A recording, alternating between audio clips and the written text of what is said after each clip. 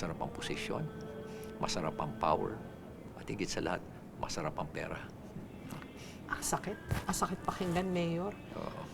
May talab pa ho kaya ang lahat ng ito dun sa mga kurakot to the bone, to their core? Yung mga nagagawa nilang, parang ang hirap po kasing isipin na sa isang bansang katulad ng Pilipinas, ang daming nagugutom, ang daming nagkakasakit, ang daming hirap na hirap. May mga kurakot ng limpak-limpak na bilyones, trilyones pa siguro. Bakit kaya, Mayor? Ba't may ganon? Alam mo kasi meron kasing phenomenon sa human behavior. Sabi nga nila, man's desire is insatiable. Walang kabusugan. Walang kapusugan. Walang kapusugan. At mukhang ganun na yung nangyari. Kasi, bakit? Kasi tayo rin we don't speak up The Filipino people just simply opt to be silent. We chose to be silent. Kaya ito naman, dahil tuwang-tuwa naman, yan ang sandata nila ngayon.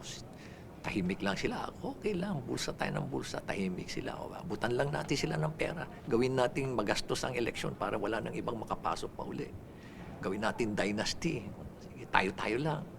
Pakinabangan na lang natin. Pabayaan mo na lang sila. Eleksyon na naman. Gawa tayo ng akap uli. Massacre na naman natin yung budget. Wala na yung moral value. Nawala na lahat. Ang kasakiman ay unli.